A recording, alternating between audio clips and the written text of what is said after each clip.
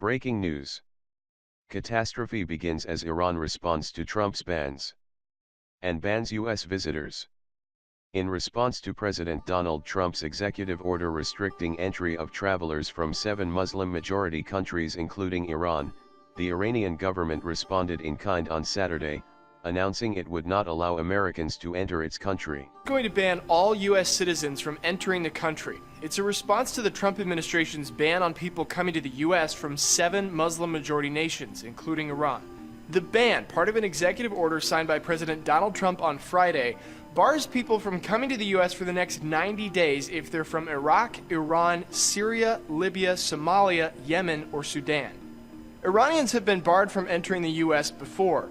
President Jimmy Carter blocked them from getting visas during the Iran hostage crisis. A statement from the Iranian Foreign Ministry said, in part, the U.S. ban is, quote, an obvious insult to the Islamic world and in particular to the great nation of Iran. But the two-way ban complicates an already complex relationship between the two countries. President Trump has scrutinized the Iran nuclear deal the Obama administration negotiated. But just days before Trump's inauguration, Iranian President Hassan Rouhani said there was little chance the deal would be renegotiated. There's no word on how long Iran's ban on the U.S. will last or what the terms will be. On Saturday, Iran's foreign ministry released a statement on state-run media saying, while respecting the American people and distinguishing between them and the hostile policies of the U.S. government, Iran will implement the principle of reciprocity until the offensive U.S. limitations against Iranian nationals are lifted. The restrictions against travel by Muslims to America are an open affront against the Muslim world and the Iranian nation in particular and will be known as a great gift to extremists. Iranian President Hassan Rouhani condemned President Trump's actions in an address at a tourism conference in Tehran televised live on Saturday on state television. Today is not the time to erect walls between nations. They have forgotten that the Berlin Wall fell years ago, Rouhani said. To annul world trade accords does not help their economy and does not serve the development and blooming of the world economy. This is the day for the world to get closer through trade. Meanwhile, on Friday, President Donald Trump signed an executive order putting a hold on refugees entering the U.S. and travelers from 6 Muslim-majority countries.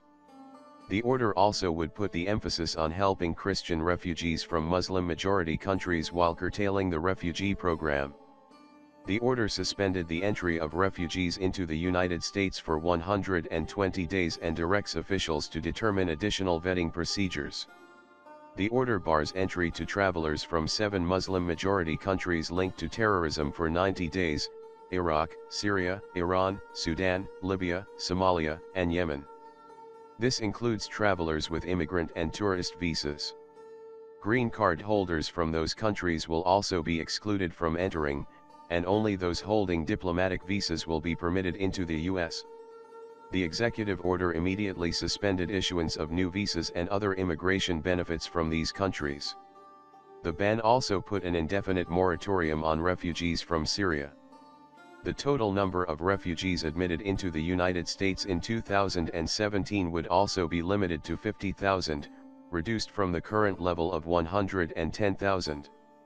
Trump's order will also cancel the visa interview waiver program, allowing repeat travelers to the United States to be able to forego an personal interview to renew their visa. These travelers will now have to have in-person interviews as part of a stricter vetting process. These time limits went into effect immediately and caught many travelers by surprise, forcing them to return to their countries of origin. Titled Protection of the Nation from Foreign Terrorist Entry into the United States, the executive order made good on a campaign promise Trump reiterated in his inaugural address, to protect U.S. citizens from radical Islamic terrorism. The text cites the 9/11 attacks, and State Department policy that allowed the terrorists to enter the country. I'm establishing new vetting measures to keep radical Islamic terrorists out of the United States of America. Don't want them here, Trump said to the press on Friday at the Pentagon. We only want to admit those into our country who will support our country and love deeply our people.